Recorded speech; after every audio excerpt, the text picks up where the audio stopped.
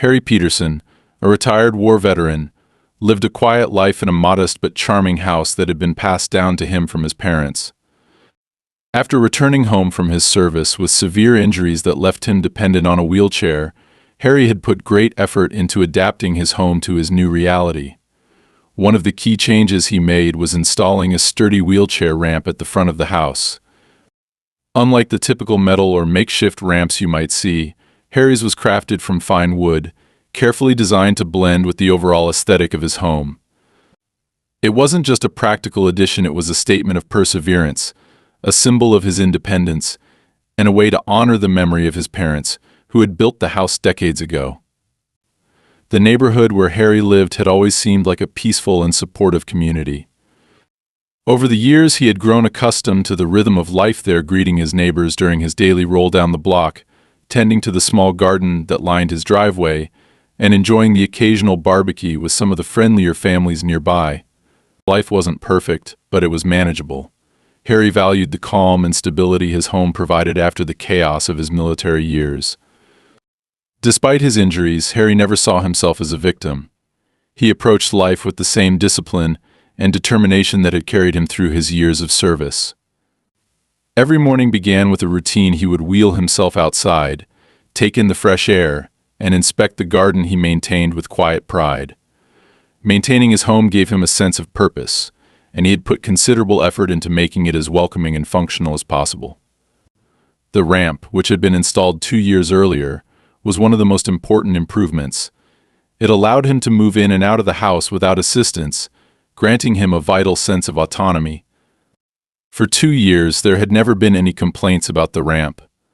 On the contrary, several of his neighbors had complimented him on how well it fit the house's style. Even those who didn't know Harry personally seemed to respect his space and his right to live comfortably in his own home. That's why, when a formal letter from the neighborhood association arrived one morning, Harry was caught completely off guard. The envelope looked official, with bold lettering and the association seal printed neatly at the top. Harry wasn't the type to get a lot of mail, aside from the usual bills and occasional veterans' benefits updates, so the sight of something so formal was enough to raise his curiosity. He opened it casually as he wheeled himself onto his front porch, expecting perhaps a notice about neighborhood maintenance or an invitation to a community event. But as he read the contents of the letter, his grip on the paper tightened, and his expression hardened. The letter informed him that his wheelchair ramp was in violation of newly introduced neighborhood regulations concerning the aesthetic uniformity of properties. It went on to state that, unless he removed the ramp or paid a hefty $150,000 fine to have it restructured, in compliance with the new guidelines, further legal action would be taken. Harry read the letter twice, then a third time, trying to process what he was seeing. The absurdity of the demand left him momentarily speechless. How could a ramp, something so essential to his daily life, be considered a violation of aesthetics? And why was this suddenly an issue, after 2 years of living peacefully without any complaints? What made matters worse was the fact that the letter was signed not only by the head of the neighborhood association, Michael Wilkes, but also by 2 neighbors whom Harry had previously considered friendly. He couldn't understand why they would have signed off on something so unreasonable. Were they pressured into it? Did they even know what they were agreeing to? Questions swirled in Harry's mind, but one thing was certain: this wasn't something he could ignore. Harry tried to calm himself, knowing that anger wouldn't solve anything. He decided that the best course of action was to approach this rationally. Maybe it was all just a misunderstanding. Perhaps he could speak with Wilkes and get some clarity on the matter. After all, this was his home, and he had every right to make it accessible. He wasn't looking for a fight, he simply wanted to live his life in peace. That afternoon, Harry wheeled himself down the block to the house where Michael Wilkes lived. Wilkes had always presented himself as a friendly, if somewhat pretentious, figure in the neighborhood. He was known for being heavily involved in local matters, often leading community meetings and organizing events. Harry had never had any serious issues with him before, so he hoped this meeting would lead to a reasonable resolution. When he arrived at Wilkes's front door and rang the bell, it took a few moments before the man appeared. Dressed impeccably in a pressed shirt and slacks, Wilkes greeted Harry with a forced smile that didn't quite reach his eyes. Harry Wilkes said in a tone that was polite but distant. "I wasn't expecting you. What can I do for you?" Harry held up the letter. "I came to talk about this. It says my ramp is violating some new regulations. I thought maybe there was some mistake." Wilkes's smile faded slightly, replaced by a look of mild annoyance. "Ah, yes, the new guidelines were put in place to maintain the neighborhood's character. We've had a few complaints about certain additions that, let's say, don't blend well with the overall aesthetic. Unfortunately, your ramp falls under that category." Harry stared at him, incredulous. "It's a wheelchair ramp, Michael. It's not some random decoration. I need it to get in and out of my house." "I understand," Wilkes said, his tone remaining calm but firm. "But rules are rules, Harry. We have to think about the collective look of the neighborhood. It's nothing personal." "Nothing personal," Harry repeated, his voice rising slightly. "You're asking me to either tear down something I rely on every day or pay $150,000. How is that not personal?" Wilkes's expression hardened. "Look, Harry, I don't make the rules. The board voted on this, and I have to enforce it. If you have an issue, you can bring it up at the next community meeting." Harry knew when he was being stonewalled. There would be no reasoning with Wilkes today. Without another word, he turned his wheelchair around and headed back home, his mind already racing with thoughts of what to do next. He had hoped for a simple conversation, but it was clear now that this was going to be a fight. One way or another, he would have to stand his ground and defend his right to live in peace. Harry spent the rest of the day replaying his conversation with Michael Wilkes in his mind. The patronizing tone, the way Wilkes had brushed off his concerns, as though they were nothing more than a minor inconvenience, everything about it grated on him. He had faced worse situations in his life, far more dangerous and unpredictable ones, but there was something uniquely frustrating about being challenged over something so basic, something so necessary to his daily existence. The ramp wasn't just some accessory that could be taken down and rebuilt at will, it was the very thing that allowed him to live independently. Without it, he would be trapped in his own home. By evening, Harry knew he couldn't wait for the next community meeting as Wilkes had suggested. That was a stalling tactic, nothing more. He needed answers now, and he needed a real plan to deal with whatever was coming next. The fact that two of his neighbors had signed the letter didn't sit well with him either. He had always believed that, while they weren't exactly close friends, they at least respected him and his situation. But their signatures implied that they had either been persuaded or pressured into going along with the association's demands. Harry decided to visit them the next morning and find out for himself what their stance really was. That night, as he tried to fall asleep, a lingering thought gnawed at him. Why now? Why had this suddenly become an issue after 2 years? Nothing about the ramp had changed. It was the same well-built, carefully designed structure it had always been. The neighborhood hadn't undergone any major shifts either. Aside from a few new families moving in, Harry couldn't shake the feeling that there was something more to this than just complaints about aesthetics. But until he had more information, all he could do was speculate. The following morning, he wheeled himself over to the first neighbor's house, an older woman named Ellen who lived just down the street. Ellen had always been polite, if somewhat reserved. She had never given him any reason to think she would have a problem with him or his home. When she answered the door, her expression shifted slightly surprise, mixed with what Harry thought might be unease. "Harry," she said, stepping outside and closing the door behind her. "Good morning. What brings you by?"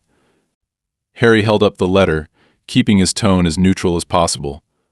"I wanted to ask about this. Your name's on it, so I figured you might know something about what's going on." Ellen glanced at the letter, her face tightening. "Oh, that. Look, Harry, I didn't really want to get involved, but Michael came around with some of the other board members, and they said it was just a formality. They didn't tell me it would come to this." "A formality," Harry repeated, trying to keep his frustration in check. "They're threatening me with a $150,000 fine or making me tear down my ramp. That doesn't sound like a formality." "I know," Ellen said quickly, her voice dropping to a whisper, as though she didn't want anyone to overhear. "I didn't think it would get this serious. I thought it was just about updating records or something. I didn't realize they were going to. We'll do this." Harry could see that she was uncomfortable, maybe even regretful, but that didn't change the fact that she had signed her name to something that was now being used against him. He decided not to push her further. She wasn't the one pulling the strings here, and it didn't seem like she had any real power to change things. "I understand," Harry said, forcing a tight smile. "Thanks for being honest with me." Ellen nodded, clearly relieved that he wasn't going to press the issue further. "If there's anything I can do to help, just let me know. I didn't mean for any of this to happen." Harry thanked her again and made his way to the next house, where the other neighbor, a man named Steve, lived. Steve had always been more outspoken than Ellen, often striking up conversations with Harry whenever they crossed paths. But today, when Steve opened the door and saw Harry sitting there, his usual easygoing demeanor seemed replaced by something more guarded. "Harry," Steve said, his tone cautious. "What's up?" "I think you know," Harry replied, holding up the letter. "I saw your name on this. I just want to understand why you signed it." Steve sighed and leaned against the doorframe. "Look, man, it's nothing personal. Michael came by, said they were enforcing some new rules, and that if we didn't sign, it could create issues for everyone. He made it sound like we didn't have much of a choice." "So you signed it without asking any questions?" Harry asked, unable to keep the edge out of his voice. "I didn't think it would turn into a big deal," Steve admitted. "I figured they'd handle it quietly, maybe come to an agreement with you. Honestly, I didn't think they'd go as far as slapping you with a fine." "Well, they did," Harry said flatly, "and now I have to deal with the fallout." Steve looked genuinely uncomfortable, but Harry wasn't in the mood to let him off the hook so easily. "If you really didn't want to cause trouble, maybe next time don't sign something unless you're sure what it's about." "I get it," Steve said, holding up his hands defensively. "Look, if you're planning to fight this, I'll back you up. I'll talk to Michael, tell him I didn't mean for it to go this far." Harry gave a short nod, though he wasn't entirely convinced that Steve's support would amount to much. Still, it was better than nothing. He thanked Steve and wheeled himself back home, his mind racing with possibilities. It was clear now that Michael Wilkes had taken advantage of the other neighbors, using fear and vague threats to get them to cooperate. But the bigger question remained, what was his endgame? Later that day, Harry called his lawyer, Sarah Bennett. She had handled some of his legal matters in the past, and he trusted her judgment. When she answered, he wasted no time getting to the point. "Sarah, I need your help," he said, explaining the situation with the neighborhood association and the letter. "They're saying my ramp violates their new rules and demanding a ridiculous fine." Sarah listened intently, asking a few clarifying questions along the way. When Harry finished, she said, "Okay, first things first. I'll need to see a copy of that letter and any other correspondence they've sent you. If they're basing their demands on new regulations, we'll need to find out when those were introduced and whether they were properly approved." "Thanks, Sarah. I'll get everything together and send it over." "Good," she said. "In the meantime, don't agree to anything or make any changes. Let me handle the communication with the association. If they're trying to push you around, we'll make sure they know you're not alone in this." Harry felt a small but significant weight lift from his shoulders. He wasn't one to back down from a fight, but knowing he had Sarah in his corner gave him a renewed sense of confidence. This wasn't just about a ramp anymore, it was about standing up for himself and his right to live in peace. That evening, as he went through his documents to gather everything Sarah might need, Harry couldn't shake the feeling that this was only the beginning. Something about the way Michael Wilkes had handled things didn't sit right with him. There had to be more going on beneath the surface, and whatever it was, Harry intended to find out. The following morning, Harry woke up determined to take the next step. He had already sent the letter and documents to Sarah, and while he knew she would handle the legal side of things, he couldn't sit back and do nothing. It wasn't in his nature. He had always been proactive, and waiting around for answers made him feel powerless. He wanted to learn more about what was going on behind the scenes, what had suddenly caused such an aggressive push against him after years of living in peace. Before heading out, Harry checked the security cameras he had installed after the strange occurrences the previous week. He had footage from the last several nights, but nothing seemed out of the ordinary, no signs of anyone tampering with the ramp or prowling around his property. Still, the unease remained. Something didn't add up, and Harry couldn't shake the feeling that this was about more than just the aesthetics of his home. Deciding to start by speaking with more neighbors, Harry wheeled himself down the block. He wanted to get a sense of how others were feeling, whether they had also been pressured by the neighborhood board, or if they were even aware of what was happening. His first stop was a house on the corner, owned by an older couple, Tom and Linda Henderson. They had always been friendly toward Harry, often waving as they passed by or stopping for small talk when they saw him outside. Linda answered the door, her expression brightening when she saw Harry. "Good morning, Harry." "What a surprise." "Come on in." Harry rolled into their cozy living room, where Tom was already seated, sipping his morning coffee. After a few pleasantries, Harry decided to get straight to the point. "I wanted to ask you something," he said, holding up the letter he'd received. "Did you hear anything about new rules being passed by the board, specifically ones about changes to properties?" Tom frowned, setting down his mug. "We got something in the mail a while back, but it didn't seem like anything serious. Just the usual nonsense about maintaining property values and keeping things uniform. Why? Did something happen?" "They're threatening to fine me $150,000 because of my wheelchair ramp," Harry said flatly, claiming it doesn't fit the neighborhood's aesthetic. Linda gasped, clearly shocked. "That's outrageous. Your ramp looks fine. It's well built, and it's not like it's some eyesore." "That's what I thought," Harry said. "But apparently the board disagrees." "I talked to Michael Wilkes, and he wasn't exactly willing to explain much. Said it's all part of keeping the neighborhood's character intact." Tom muttered something under his breath, shaking his head. "Wilkes has been pushing a lot of changes lately. There's been talk about some developer sniffing around, looking to buy up properties. I wouldn't be surprised if this is part of that." Harry's eyes narrowed. "A developer," "Yeah," Tom said. "A couple of the guys at the last neighborhood meeting mentioned it. They said Wilkes has been having private talks with someone about revitalizing the area. Sounded like corporate jargon to me." This was the first real lead Harry had gotten, and it only made him more suspicious. If there was a developer involved, it could explain why Wilkes was suddenly so eager to enforce new rules and drive up fines. If enough homeowners were pressured into selling or forced out, it would create an opportunity for someone to buy up large sections of the neighborhood at a discount. "Do you know who this developer is?" Harry asked. Tom shook his head. "No idea. They're keeping it pretty quiet, but if Wilkes is involved, it can't be good." Linda placed a comforting hand on Harry's shoulder. "If there's anything we can do to help, just say the word. This whole thing sounds fishy, and we won't stand by and let them bully you like this." "Thanks," Harry said sincerely. "I appreciate it. I'll keep you posted." After leaving the Hendersons' house, Harry felt a renewed sense of purpose. He wasn't alone in this, and now he had a better idea of what might be motivating Wilkes and the board. But he still needed more information.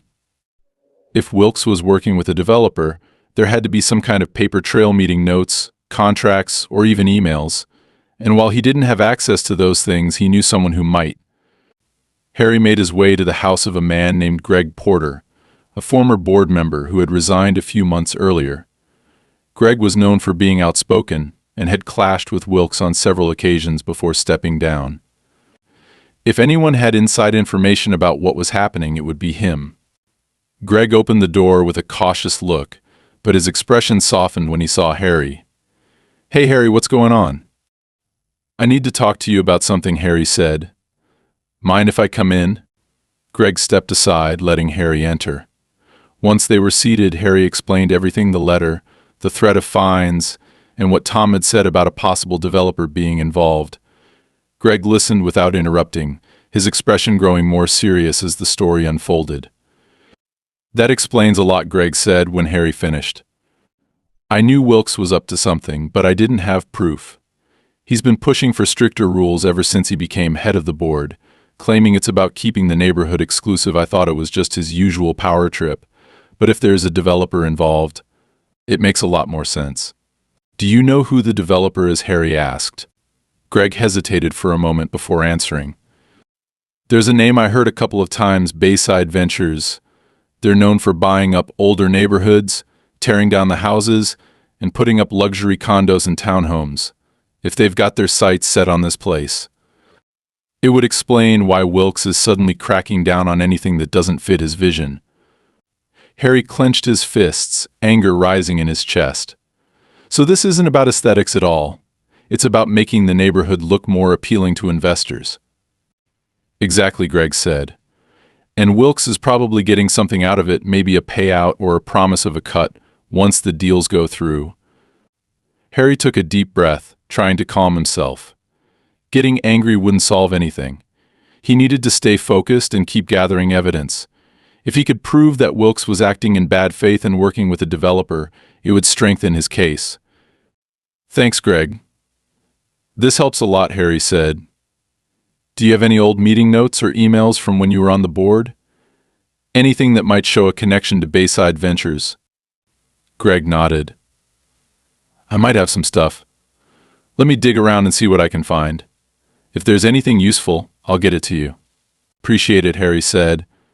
And if you hear anything else, let me know. As Harry wheeled himself back home, he felt a mix of frustration and determination. The pieces were starting to come together, but there was still a long way to go. He didn't just want to stop Wilkes from forcing him to tear down his ramp, he wanted to expose the whole scheme and make sure no one else in the neighborhood had to deal with this kind of underhanded pressure. That afternoon he received a call from Sarah. She had reviewed the documents he'd sent and was already drafting a formal response to the board. This is definitely suspicious, she said. The timing of these new rules and the way they're targeting you specifically, it's enough to raise red flags. I'm also going to file a request for the board's financial records. If there's any connection to a developer, we'll find it. Thanks, Sarah. I've been talking to some neighbors, and it sounds like there might be a company called Bayside Ventures involved. One of them is digging up old board documents that might help. Good, Sarah said. The more we can gather, the better. Just sit tight for now and don't let them intimidate you. We've got this. Harry hung up, feeling a renewed sense of hope. This wasn't going to be an easy fight, but he was ready. Whatever Wilkes and his backers were planning, they had underestimated him. He wasn't just going to defend his home, he was going to make sure they regretted ever coming after him. Over the next few days, Harry focused on gathering as much information as possible, while waiting for Sarah to formally engage the neighborhood board. True to his word, Greg Porter delivered several old meeting agendas and email printouts he had saved during his time on the board. Most of it seemed like routine business discussions about community events, budget allocations, and small maintenance projects, but toward the end of his tenure, something caught Harry's attention. There was a brief mention in one of the emails of a strategic partnership proposal involving Bayside Ventures, the very developer Greg had mentioned earlier. The email didn't go into detail, but it confirmed that there had been contact between the board and the developer. Harry immediately forwarded the documents to Sarah, who responded with a message saying that this was exactly the kind of evidence they needed. If they could prove that Wilkes was acting in his own interests rather than those of the community, it would undermine any credibility he had in enforcing the new rules.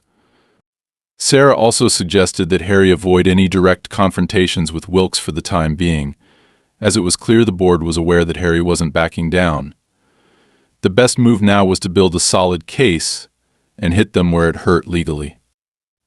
Despite this progress, Harry's frustration grew. The more he learned, the clearer it became that the board was deliberately targeting him. Several other homes in the neighborhood had made minor additions or changes to their property's awnings, garden trellises, even a couple of new patios, but none of those owners had received any complaints or fines. The ramp was only an issue because Harry wasn't someone Wilkes could control, and because his home, with its larger-than-average lot, was valuable to any developer looking to expand. Then came another twist. One afternoon, Harry was outside tending to his garden when a sleek black SUV pulled up across the street. A man in a tailored suit stepped out, glanced briefly in Harry's direction, and then made his way toward Wilkes's house. Harry didn't recognize the man, but something about the way he carried himself set off alarm bells in his mind. The man wasn't just a visitor, he looked like someone on official business. Harry decided to observe from a distance. He wheeled himself back onto his porch, out of sight but still within earshot of the street. He couldn't make out every word, but he caught enough fragments of the conversation between Wilkes and the stranger to confirm that this was related to the developer. Words like timeline incentive and phase 1 drifted through the air, making it clear that they were discussing something big. After the man left, Wilkes lingered outside for a moment, scanning the neighborhood as though ensuring no one had overheard. Harry ducked back behind the porch railing, heart pounding. This was more serious than he had thought. The board wasn't just trying to enforce petty rules, they were actively laying the groundwork for a major redevelopment project, and Harry's property was standing in their way. Later that evening, Sarah called with an update. "I've filed a formal request for the board's financial records and any communications with outside entities, including Bayside Ventures. Legally, they have to respond within a certain time frame, but don't be surprised if they try to stall." Harry sighed. "I saw someone talking to Wilkes earlier. Looked like a corporate type, probably someone from Bayside Ventures. They're definitely planning something." "That lines up with what we've been suspecting," Sarah said. "We just need to stay patient. If they've crossed any legal lines, and it sounds like they have, we'll catch them. But we need more than just suspicions. We need undeniable proof." Harry knew she was right, but it didn't make the waiting any easier. He hated feeling like he was a step behind, always reacting instead of taking control. Still, he reminded himself that this wasn't a battle he could win with brute force. It required strategy, patience, and careful planning, things he had learned to value during his years in the military. That night, something strange happened. Around midnight, Harry was awakened by a noise outside. It wasn't loud, just the faint sound of something moving near the front of his house. He quietly wheeled himself to the window and peeked out. In the dim glow of the streetlights, he saw two figures standing near his ramp, examining it closely. One of them held a clipboard, while the other appeared to be taking pictures. Harry's first instinct was to confront them, but he forced himself to stay calm. Instead, he grabbed his phone and quickly snapped a few photos through the window, capturing the intruders in the act. He didn't recognize either of them, but their actions were highly suspicious. After a few minutes, the two men walked back to a car parked further down the street and drove off. The next morning, Harry sent the photos to Sarah, along with a detailed description of what he had seen. She agreed that it was unusual and suggested they might have been hired by either the board or the developer to gather information or assess the property for potential legal maneuvers. "This could be a sign that they're getting desperate," Sarah said. "If they're sending people to scope out your property at night, they're clearly worried about something." "Or they're preparing to escalate," Harry said grimly. Sarah paused. "That's possible. Either way, this is more ammunition for us. Keep your cameras running, and if anything else happens, let me know right away." As if the situation wasn't already tense enough, Harry received another letter from the board later that day. This one was more aggressive, accusing him of creating an unsafe environment due to the ramp's design and demanding immediate compliance with their previous order. It was clear that Wilkes was trying to paint Harry as a liability, likely hoping to sway public opinion in the neighborhood against him. But Harry wasn't about to let them dictate the narrative. Instead of reacting emotionally, he decided to turn the tables. He reached out to several neighbors, including Tom and Linda Henderson, and explained what had happened the night before. To his surprise, they were outraged not just at the board's actions, but at the idea that outsiders were being brought into their neighborhood without anyone's knowledge. "This isn't what we signed up for when we moved here," Tom said. "If they're working with developers behind our backs, we have a right to know." Encouraged by their support, Harry and Sarah began planning their next move. The goal was no longer just to protect Harry's ramp, it was to expose the corruption and self-interest driving the board's actions. Sarah suggested organizing a neighborhood meeting, not through the board but independently, to inform residents about what was really happening. "People need to understand that this isn't about aesthetics," Sarah said. "It's about money. If we can get enough neighbors on your side, it'll put pressure on Wilkes and the board to back off." Harry agreed, but he knew it wouldn't be easy. Many of the neighbors were either indifferent or too afraid of retaliation to get involved. Still, he couldn't shake the feeling that something bigger was at stake here. This wasn't just about one ramp or one house, it was about the integrity of their entire community. In the days leading up to the meeting, Harry noticed that Wilkes seemed to be growing more agitated. He was seen talking to different board members more frequently, and there was an air of tension around him that hadn't been there before. It was clear that he knew something was brewing, and he didn't like it. On the night of the meeting, more people showed up than Harry had expected. Some came out of curiosity, others out of genuine concern. Tom Henderson opened the meeting by briefly recounting the strange behavior of the board and the sudden enforcement of new rules. Then Sarah took over, presenting the evidence they had gathered so far, including the old emails, the suspicious visits to Harry's property, and the connection to Bayside Ventures. By the time she finished, the room was buzzing with whispered conversations. Several neighbors expressed anger at the idea that their homes might be targeted next. Even those who had previously stayed out of the conflict now seemed more willing to question the board's motives. "We need to hold them accountable," one neighbor said. "They can't just change the rules whenever they want." As the meeting wrapped up, Harry felt a renewed sense of hope. The tide was starting to turn, and for the first time in weeks, it felt like he wasn't fighting alone. The board might have power, but Harry had something they didn't. An entire neighborhood that was beginning to see through their lies. The following morning, Harry woke up to an email from Sarah. She had officially submitted the request for the board's financial records, as well as their communications with external entities, including Bayside Ventures. It was a strategic move designed to put the board on edge. If they had nothing to hide, they would comply quickly. But if they were working behind the scenes with a developer, as everything pointed toward, they would either try to delay or outright refuse, which could be used against them later in court.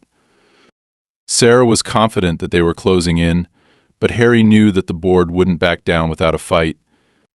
Later that day, Harry's suspicions were confirmed when a formal response came from Wilkes himself, delivered by hand and left on his porch. The letter was worded in a predictably condescending tone, accusing Harry of attempting to disrupt community operations, and warning him against further legal actions.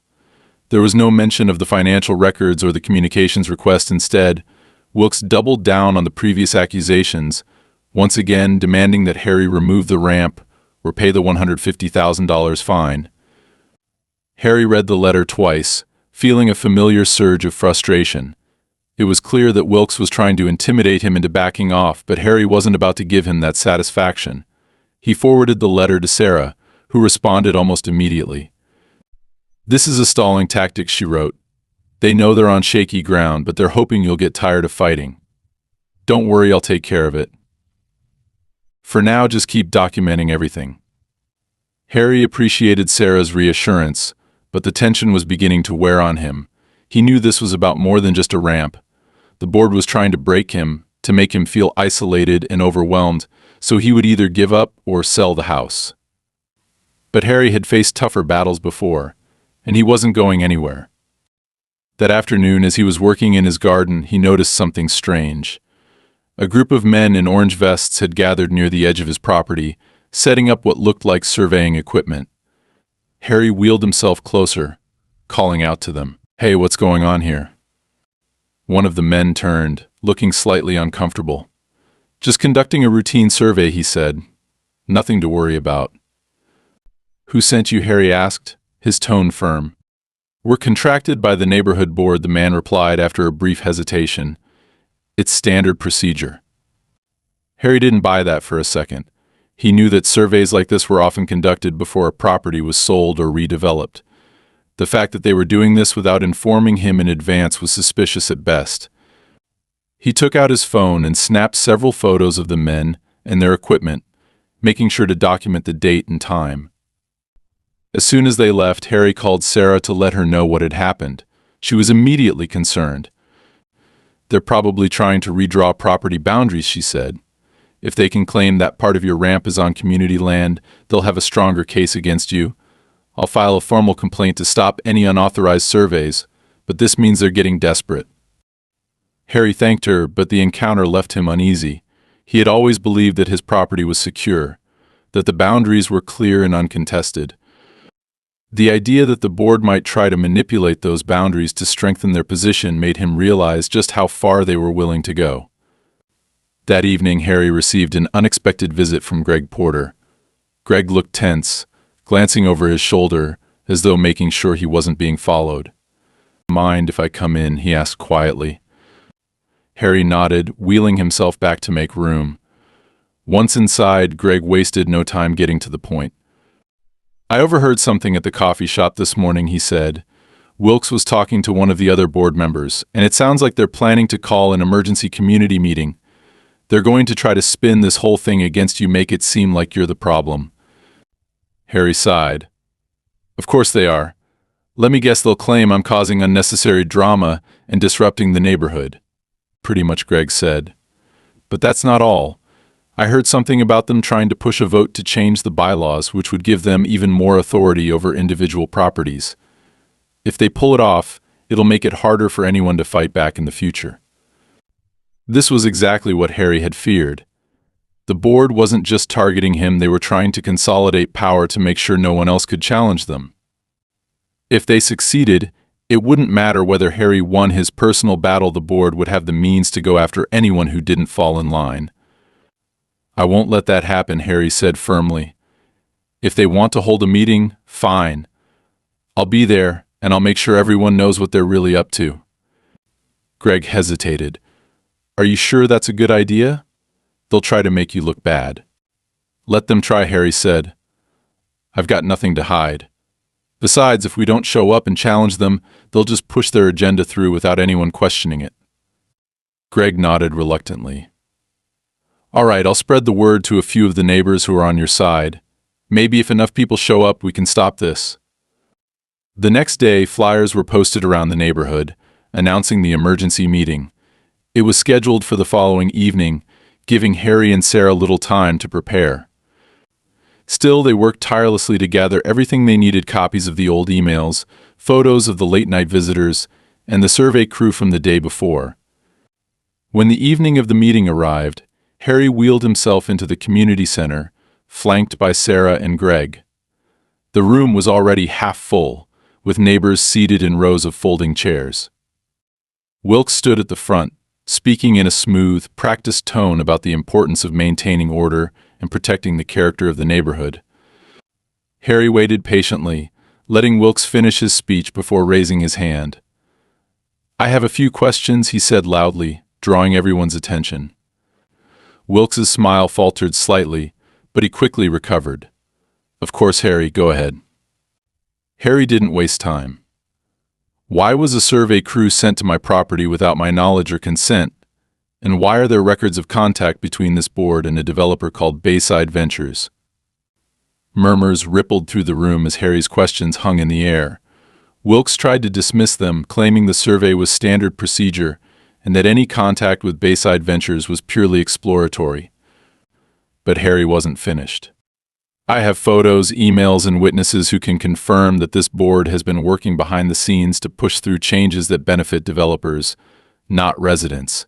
You say this is about aesthetics, but it's really about money. You want me out because my property stands in the way of your plans." The murmurs grew louder, and several neighbors began voicing their support for Harry. Wilkes tried to regain control of the meeting, but it was clear that the tide was turning. Sarah stepped forward, presenting the evidence they had gathered and formally challenging the legitimacy of the board's actions. By the end of the meeting, it was clear that Wilkes's grip on power was slipping. The neighbors were no longer willing to blindly follow his lead, and a motion was passed to delay any changes to the bylaws until a full investigation could be conducted. As Harry left the meeting that night, he felt a sense of accomplishment.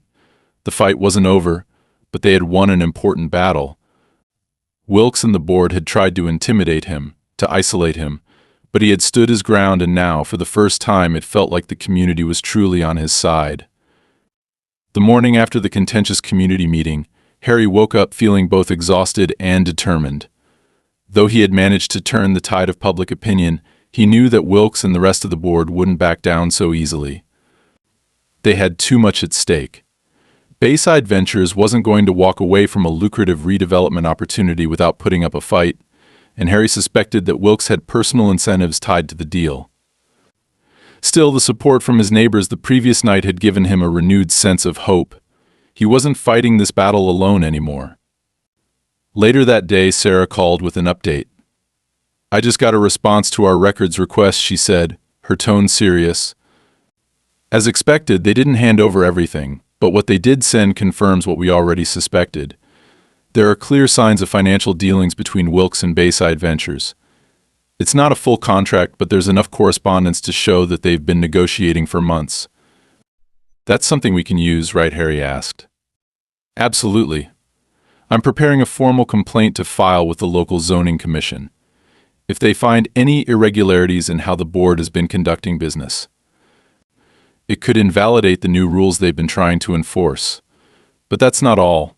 I also found something interesting in the emails. They mentioned plans to hold a preliminary site inspection on several properties, including yours. Harry frowned. What does that mean? It means they're trying to prepare your property for a potential sale, even though you haven't agreed to anything. They're acting as if it's a done deal. That's why they sent the survey crew. It was part of the inspection process. Harry clenched his fists. So they're planning to take my home, whether I agree to it or not. Looks that way, Sarah said grimly. But now that we have proof, we can fight back. I'm going to escalate this legally, but you need to be prepared they might try something desperate. Harry thanked her and hung up, feeling a mixture of anger and resolve. He knew Wilkes wouldn't take this lying down. If anything, this new revelation would push him to act more aggressively. Sure enough, later that afternoon, another letter arrived at Harry's door. This one wasn't just another warning or fine, it was a formal notice of intent to pursue legal action against him for obstruction of neighborhood development. The language was harsh, filled with legal jargon meant to intimidate, but Harry wasn't fazed. He immediately forwarded it to Sarah, who responded within minutes. They're trying to scare you into backing down, she wrote. It's a bluff. They know they're in trouble, but they think you'll cave under pressure. Don't give them that satisfaction. That evening, as Harry sat on his porch, thinking through his next steps, a familiar black SUV pulled up once again across the street. This time, however, Wilkes himself stepped out, accompanied by 2 other board members. They approached Harry's property with an air of forced authority, as if trying to assert control over the situation. Wilkes stopped at the edge of the ramp, folding his arms. Harry, he said in a falsely cordial tone. We need to talk. Harry wheeled himself forward, stopping just short of the men. If you're here to make more empty threats, you're wasting your time. Wilkes smiled thinly, though it didn't reach his eyes. No threats, just an offer. We understand that this has all gotten a bit out of hand. The board is willing to drop the fines and let you keep the ramp for now if you agree to sell your property to Bayside Ventures. They're offering well above market value. It's a good deal. Harry, you could walk away with enough money to buy a nicer place somewhere else. Harry stared at him for a long moment, barely able to contain his anger. So that's what this has been about all along. You're not protecting the neighborhood, you're trying to cash out. Wilkes's expression hardened. It's progress, Harry. This neighborhood is old, outdated. Bayside Ventures can turn it into something modern, something valuable. You're clinging to the past, but you can't stop what's coming. Take the deal before things get ugly. Harry's grip on his wheelchair's armrests tightened. He wanted to shout, to tell Wilkes exactly what he thought of him, but he knew better. Instead, he kept his voice steady, controlled. I'm not selling. And if you try anything else, I'll make sure every resident in this neighborhood knows exactly what you've been doing behind their backs. Wilkes's eyes narrowed, and for a brief moment, the facade of civility slipped. He looked like a man who had just realized that he was losing control of the situation. Without another word, he turned on his heel and walked back to the SUV, his companions following closely behind. Once they were gone, Harry took a deep breath, trying to steady his nerves. He knew that Wilkes wasn't bluffing about things getting ugly. If anything, this encounter had confirmed that they were reaching a breaking point. He just had to hold out a little longer until Sarah could file the complaint with the zoning commission. Then, with luck, the board's entire scheme would come crashing down. But Wilkes wasn't done yet. That night, around midnight, Harry was once again awakened by strange noises outside. He wheeled himself to the window and peered out, only to see several figures moving near his ramp.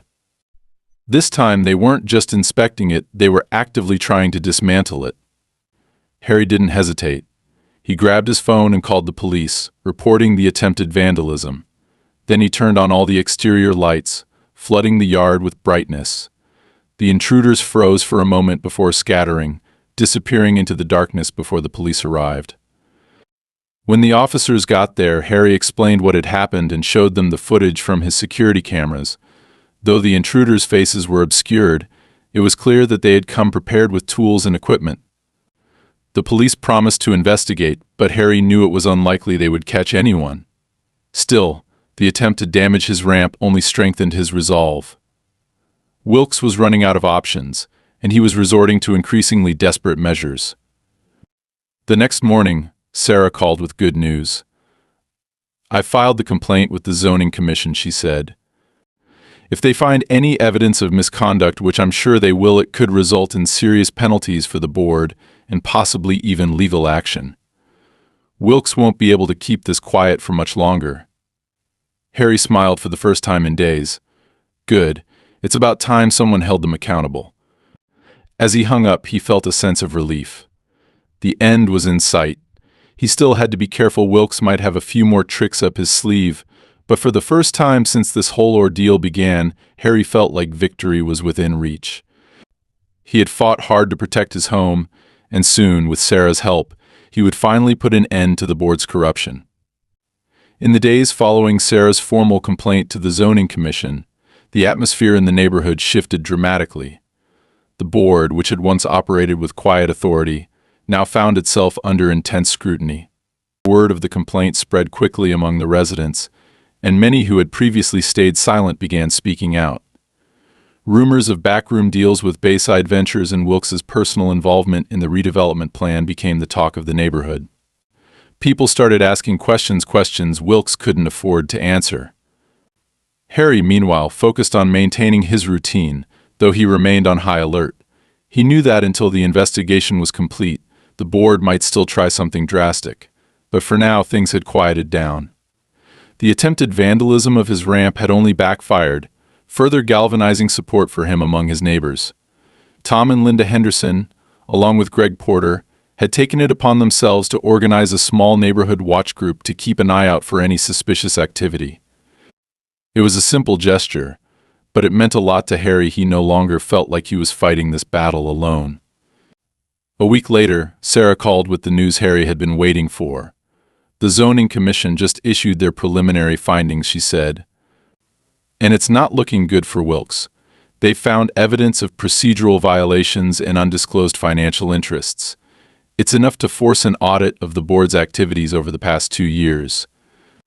Harry exhaled slowly, feeling a weight lift from his shoulders. What does that mean for us? It means Wilkes and his allies are in serious trouble. The audit will likely reveal more about their dealings with Bayside Ventures. If we're lucky, it could lead to legal charges. In the meantime, they'll have no choice but to suspend all enforcement actions, including the fines and threats against your ramp. Harry allowed himself a brief smile. That's good to hear. So what's next? For now, we wait for the audit to conclude. Once it does, we can push for new board elections. With the kind of support you've built in the neighborhood, I don't think Wilkes will stand a chance. True to Sarah's prediction, the audit only made things worse for Wilkes. Within days, more damning evidence surfaced, emails showing that he had been negotiating personal kickbacks from Bayside Ventures in exchange for pushing through the redevelopment project. The news spread like wildfire, and soon the entire neighborhood was demanding his resignation. Faced with mounting pressure and the threat of legal action, Wilkes stepped down, along with 2 other board members who had been involved in the scheme. The board was temporarily disbanded, and a special election was scheduled to appoint new members. In the interim, several longtime residents, including Greg Porter, formed a temporary committee to ensure that no further shady dealings would occur. Harry was offered a seat on the committee, but he politely declined, preferring to focus on his own life now that the immediate threat had passed. On the day of the special election, Harry attended the meeting, not as a candidate but as a symbol of what the neighborhood had endured. As the results were announced and the new board members took their places, people who genuinely cared about the community, Harry felt a sense of closure. The fight had been long and exhausting, but it was finally over. That evening, several neighbors gathered at Harry's house for a small celebration. Tom brought over a cooler filled with drinks, Linda made her famous apple pie, and even Greg, who was usually more reserved, seemed in good spirits. As they chatted and laughed, Harry looked around and realized something important. This wasn't just about saving his home or keeping his ramp. It was about standing up for what was right and protecting the sense of community that had always made this neighborhood special. "Here's to Harry," Tom said, raising his glass, "for fighting the good fight and showing us all what it means to stand your ground." Everyone cheered, and Harry, though not usually one for attention, smiled and raised his glass in return. It wasn't just a victory for him, it was a victory for everyone who had refused to be bullied or bought out. As the sun set and the gathering continued, Harry felt a deep sense of peace. The ramp, which had once been the source of so much conflict, now stood proudly as a symbol of his resilience. More than that, it represented the strength of a community that had come together to defend one of its own. In the days that followed, life gradually returned to normal. The neighborhood settled into its usual rhythm, and while there were still occasional reminders of the battle they had fought, the tension that had once hung over everything was gone. Harry went back to tending his garden, greeting his neighbors on their morning walks, and enjoying the simple pleasures of home. He had fought hard to protect what mattered to him, and now, at last, he could truly enjoy it. As he sat on his porch one quiet afternoon, watching the wind rustle the leaves of the old oak tree in his yard, Harry reflected on everything that had happened. He knew that life would always have its battles, its unexpected challenges. But he also knew that with the right people by your side and the will to keep pushing forward, any fight could be won. And with that thought, he smiled, content in the knowledge that he had not only defended his home but helped ensure that no one else in the neighborhood would have to face the same kind of struggle alone. For Harry, that was the greatest victory of all.